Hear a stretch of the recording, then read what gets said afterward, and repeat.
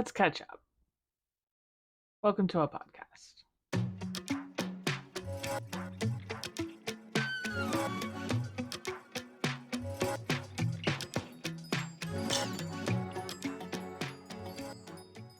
Hi, hello, hi. There is so much going on, so we're going to talk about some of it.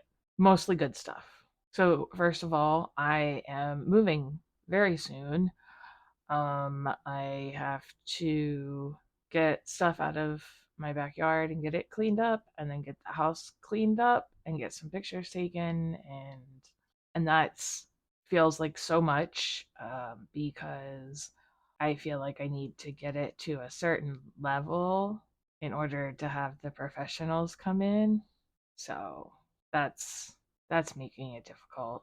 But after I finish filming, I actually have to go get the garbage can, bring it in, because it's Thursdays, and Thursdays is garbage days around these parts.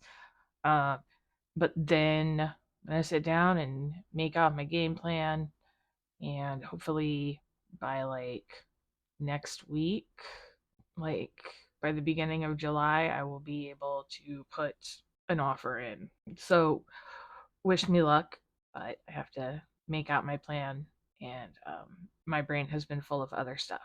So the other stuff being that we're doing a special Pride Shabbat, or like Shabbat in honor of Pride, at my temple, and that's happening tomorrow night. And I honestly, I didn't really do anything, okay? But I am going to be doing some of the readings. I have 2 readings, and it's like now that I know exactly what's going to happen, it's like now there's nothing left for me to do really except for it to happen. I have the Hebrew that I'm going to have to say. There's a little bit of it. Cantor sent it over in a voice note, so I'm just going to listen to that for a little bit and we'll be good to go. I am saying the reading for the Kaddish, so that's going to be fun to keep all my emotions in for that. Most of our readings came out of the Mishkan Ahava. I will put it here. I cannot remember if that's how you say it or not, because I got the digital version, so not even going to try and find it right now. But most of our readings are from this, so they're very queer focused, and the Kaddish is based on the Transgender Day of Remembrance. The Kaddish reading is, and so it's gonna be heavy, and we're gonna be in the sanctuary, which is ginormous, and like, yeah, I've done theater. I did ROTC, like JROTC, and I was like on the drill team and stuff, and I did a lot of that, type of performing and stuff. I've done drag. But every time, all the way up until it's happening, I feel like I'm gonna puke when I think about it. So stage fright doesn't ever go away. You just learn how to deal with it. Thanks, anxiety. Next subject, quick. Anyway, so now my brain is free to obsess over all this house stuff. So that's going to be the next thing. But I have media updates. Yeah. So, Star Trek. Star Trek. I finished all of the original series, all of the animated series, and all of the first 6 movies. Yes, go me. I have just so many thoughts. I'm going to keep it relatively brief though. Keep in mind that all of TOS, TAS, and the first 6 movies, basically my first time watching.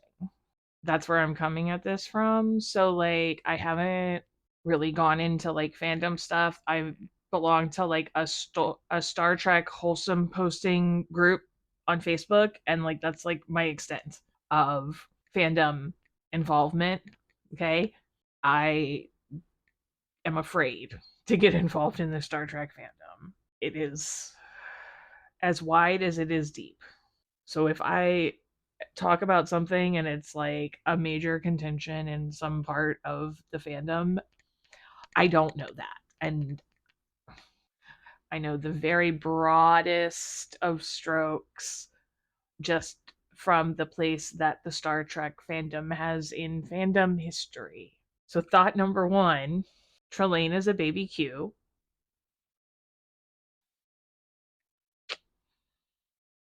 I thought about maybe Trelane is Q, and then I was like, nah. Kirk made a computer game over permanently itself. And that was the right choice, according to the storyline. I don't know. It was weird. It made me very uncomfortable. The casting slash recasting for Discovery and Strange New Worlds has been so good. Harry Mudd, great choices. Great choices were made there. Vina, great choices were made there. Pike, great choices were made there. Like, I just really appreciated the the way the attitudes of those characters come through in the recastings.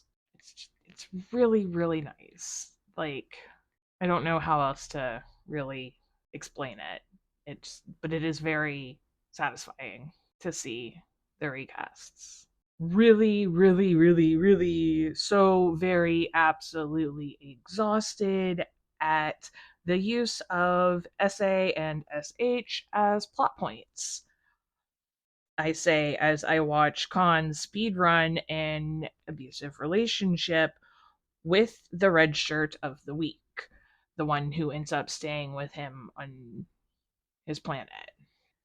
Spock saying he's not capable of irritation, but then like in the same episode is like saying he's pleased to see Kirk alive, and I'm just like, it's so frustrating. It's so frustrating. I not going down that road today. The Spock Bones Kirk ship, get it, got it, understood. Now, the level of that commitment, closeness, physical intimacy, etc. I don't care about all that. No, no, no, no. But their interactions, yes. Uh Bones on his deathbed complimenting Spock's bedside manner. If that's not just a declaration of love, like, I don't know what you're expecting. I don't know what you're expecting. Weirdly enough, mind you, I'm looking at this from the perspective of, like I said, I'm really sick of sexual assault and sexual harassment being played as the plot points. And that means that for me, the animated series was so much better than I anticipated it being. Because what they cut was all the weird romancy, and I say weird romancy because that's what they were. They were a weird romancy because they were always just like an excuse to have a pretty girl on the screen. Not always, but like they were very frequently just they needed to have someone for him to have feelings for. So for the animated series, that got cut. And so that took out one of the most problematic aspects for me. The movies, on the other hand, overall, feel like they had enough plot for an episode, and they didn't know how to fill enough to make a movie. And instead of adding more plot, they chose not to do that, but instead to have deadness. Like, in a lot of parts, it was like watching one of the episodes from the 60s where it's like everybody needs a reaction shot but we're limited on cameras, so everybody's going to get their own solo reaction shot of them smiling vapidly for 7 seconds, and it's just drags on. And I feel like by the time you get to like the third or fourth movie, I'm over that. I'm over that. I feel like there were better ways to handle that, and it detracted from the movie for me, just like across the board. Mm. Like just across the board, that's how the movies felt. That said, Wrath of Khan was not bad. I wasn't sure what to expect though, and the way that everyone praises Wrath of Khan, I think I expected more, cuz like it was good, but it was still not, it still could have been cut a little bit for time, I think, or maybe the wrong parts for me to be invested were focused on enough. Like I feel like all the pieces were there, but it didn't hit me the way that I thought it would based on like the way other people talk about it. So, I guess I'm a bad fan. Oh well. Anyway, uh last week we had to do services online because of weather. And we were singing Hashki Venu, and for some reason my brain suddenly went, "Oh, now I get it." The episode that I cannot remember right now, but it's basically like another planet discovering Christianity. And I thought about that after I thought, huh, I wonder if Christianity could just be a first contact gone wrong. Because I've apparently watched so much Star Trek and so much Stargate at this point that that seems just as plausible as anything else. It is fun to think about. It's a fun little. And now for something completely different. I finished the hike. I know, right? Yeah, I did. Okay, so first impression of it having the same vibe as Seize the Night and Fear Nothing. Yes, that was very much the truth. Um, I'm definitely going to have to read it again. There was stuff that I knew was a callback and I couldn't exactly remember where. Like, but I was like, oh, yeah. Yeah, I remember that point from earlier where this other thing, man, it was really good. But that means that it was time for a new round on the picker wheel. And so I did that, and I'm going to just pop it in right here. I'm going to pop it in right here. And as you can see, I got Confucius Jane for the next read. I did already get through the first chapter. I had a doctor's appointment. It's actually how I got started on the hike. I had to go get some blood work done, and so I took it with me for the wait, because even when you show up at the time they open and you only live like 5 minutes away, there is still always someone there before you, at least one person. So that's how I started the hike. And then I accidentally ended up reading the rest of it in one sitting, like a few hours later that day. It was really good. I have to reread it eventually. I would say it's a 5 out of 5. Go read it. Maybe it's in your local library. And yes, that means I'm keeping the book. I know. Point is for me to try and get rid of books, and the first one I read, I'm like, oh, but I have to keep it. But this one I really do have to keep. Confucius Jane, I'm probably not going to keep. Anyway, so I have started Confucius Jane. I do think I will be able to finish it. I just, like I said, there's a lot at this exact moment in time. What you need to do is change the subject. I only subscribe to two people's Patreons, two channels. One of them is Nick Doramio, and because it was online and it was Father's Day weekend, I stuck around for all the prayers, and then I skipped out during the sermon part. And what I did was I went to the watch party for Nick Doramio's Patreons for Bring It On All or Nothing. And I came away thinking, is this satire? Is it bad satire of something? Or is it bad satire of more than one something? Or was it meant to be an homage and like that's where the disconnect comes from? Because Buffy the Vampire Slayer, like the TV show, Clueless, which even gets a mention, the OG Bring It On, like they're all of these things, even more that I can't think of right now. All of these things are called out, mimicked, satirized in some way. And sometimes it's good and sometimes it's very, very bad. Like just thinking on it right now, the scene where Columbus is crumping feels very similar to Save the Last Dance. Not just in the way that she very whitely whites while doing this dance, like it's unnaturally stiff when she's doing it. In what in Save the Last Dance was meant to be a very serious, like she couldn't loosen up, she had to own it. And here, there's none of that explanation or anything. They just tell her she's doing great. She just gets it right away. The scene itself made me feel like nobody who had ever encountered crumping before in real life was writing that part of the script. But that's not my video to me. That particular part, anyway.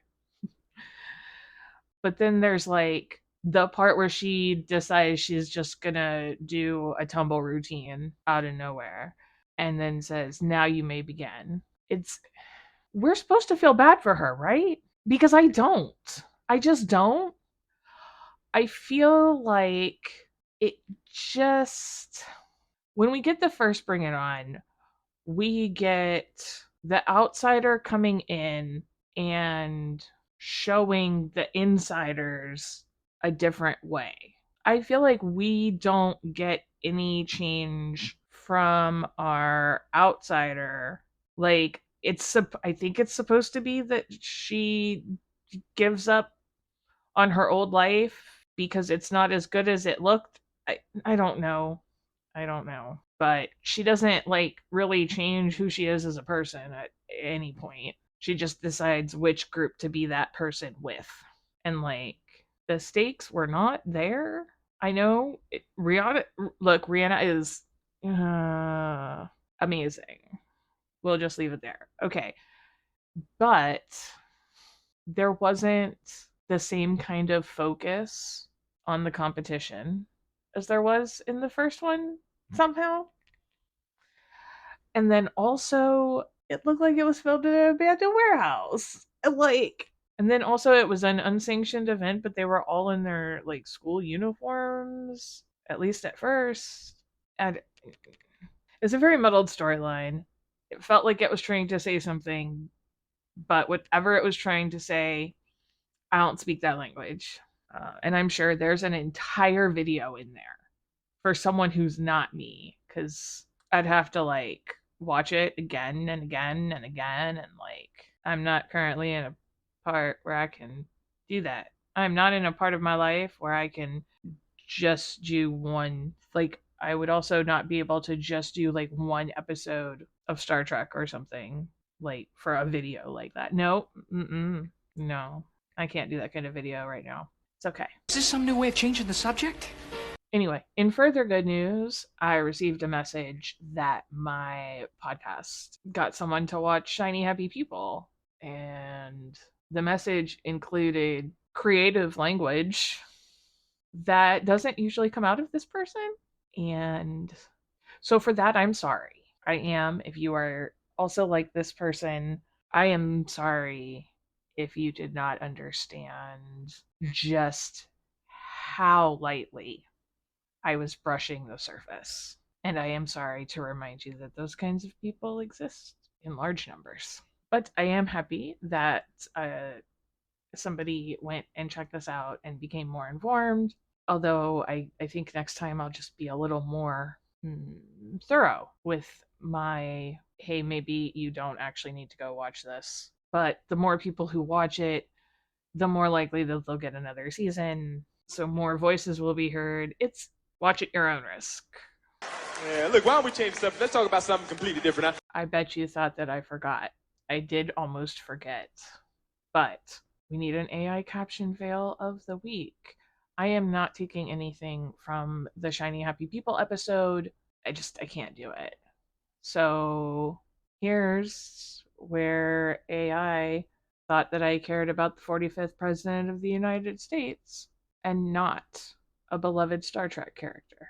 And that's what I've got for that one. So no, I was not pissed that Trump died. I was not talking about him. I was pissed that Trip died in such a. Nope, not going there. Not going there. I went on that diatribe already. I will not do it again. You can go back and watch the last time I talked about Star Trek. As of recording, episode 4 is human captioned, like completely uploaded and everything. I have